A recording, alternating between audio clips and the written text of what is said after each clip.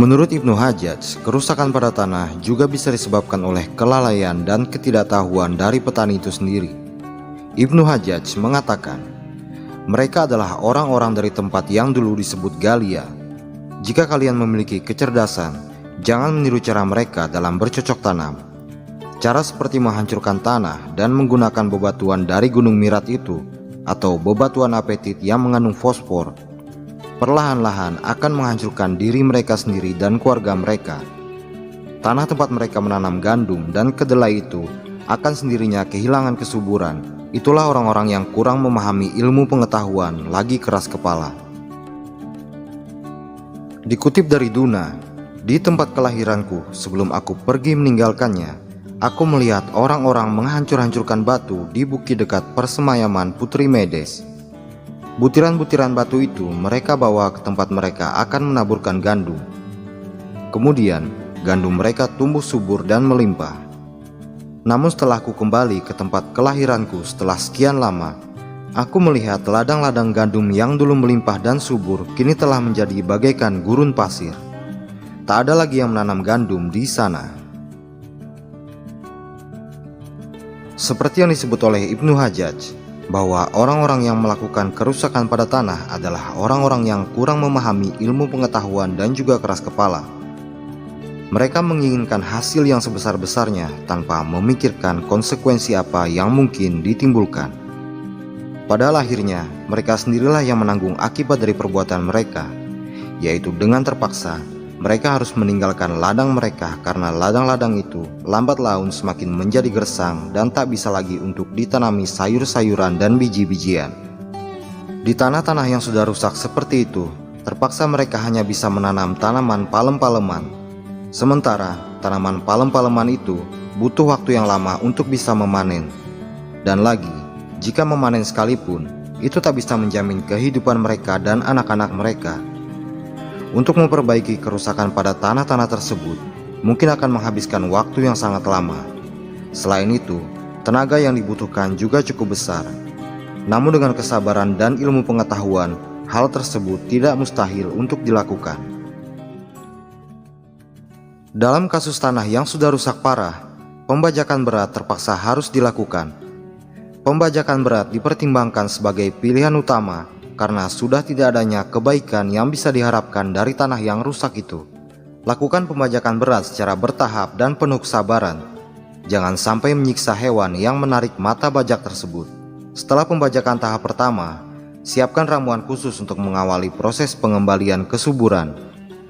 Untuk setiap lahan seluas 10 ajrabat atau 58 meter persegi, siapkan kotoran keledai atau kotoran kuda sebanyak 20 nampan gandum dan tanah liat yang sudah dikeringkan lalu dipecah dalam ukuran kecil sebanyak 50 nampan gandum. Satu nampan gandum setara kira-kira 15 kg. Campurkan kedua bahan hingga benar-benar merata. Lalu, taburkan di areal yang sudah dibajak tadi. Selanjutnya, lakukan pembajakan tahap kedua yang bertujuan untuk mengaduk rata bahan-bahan tersebut. Pengadukan dapat juga dilakukan dengan tuk atau alat yang mirip cangkul. Pembajakan atau pengadukan tahap kedua ini tidak perlu sampai terlalu gembur. Cukup sampai tanah dan campuran bahan tercampur merata saja. Setelah itu, biarkan lahan sampai ditumbuhi rumput. Sejak ini, maka proses berkesinambungan harus dilakukan selama beberapa kali, yaitu lakukan pemangkasan rumput saat ketinggian rumput mencapai lutut. Hasil pemangkasan rumput tidak boleh dibakar atau dipinggirkan. Biarkan hasil pangkasan tersebut tetap di lahan sesuai di mana letak rumput itu dipangkas. Ulangi proses ini sekurangnya selama 15-20 kali atau hingga gulma yang tumbuh di lahan berwarna hijau tua atau hingga rumput menjadi sangat subur, segar, dan tebal. Kemudian, setelah hal-hal tersebut sudah dipastikan, maka lahan tersebut siap untuk ditanami. Artinya, kesuburan tanah sudah mulai membaik walaupun belum sepenuhnya.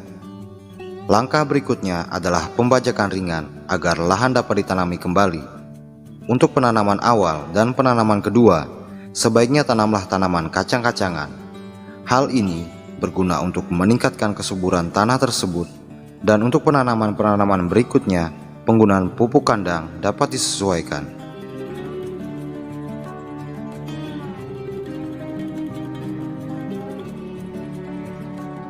Sejak dahulu sekali, para leluhur kita sudah melakukan banyak percobaan tentang tanah, sehingga sekarang kita mengetahui banyak jenis-jenis tanah. Sebagai contoh, tanah berlumpur yang cocok untuk tanaman yang tumbuh di air, tanah vulkanis yang berada di sekitar areal gunung berapi. Tanah yang berwarna hitam kecoklatan ini sangat baik untuk tanaman biji-bijian dan sayur-sayuran. Ada pula tanah liat, tanah padat, tanah humus, dan lain sebagainya.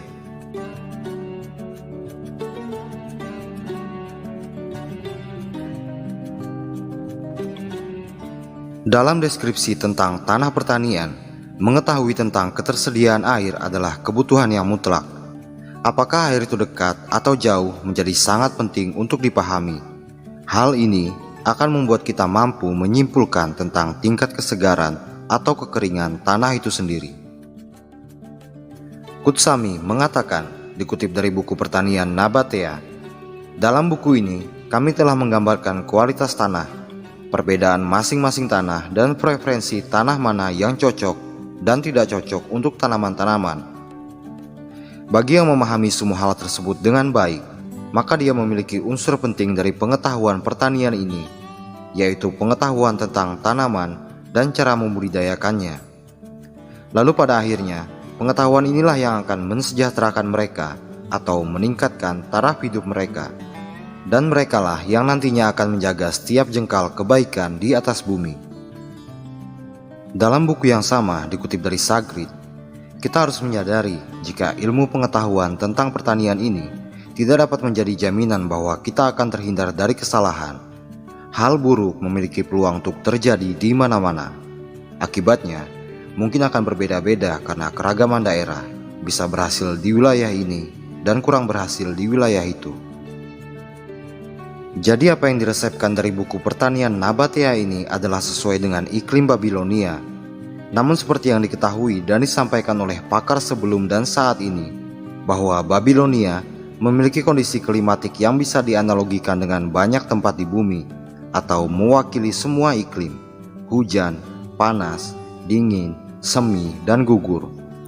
Menurut saya, Ibnu Al-Awam, penulis risalah ini, meminjam dari buku pertanian Nabatea adalah cocok untuk iklim di wilayah Andalusia, karena iklim di wilayah Babilonia memiliki kecocokan dengan sebagian wilayah di sini.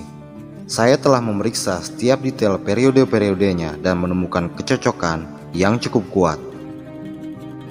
Maka dari itu, bagi saudara-saudaraku yang membaca risalah ini, sangat disarankan untuk menemukan kecocokan-kecocokan iklim seperti yang disebutkan di atas, sesuai periode iklim masing-masing wilayah.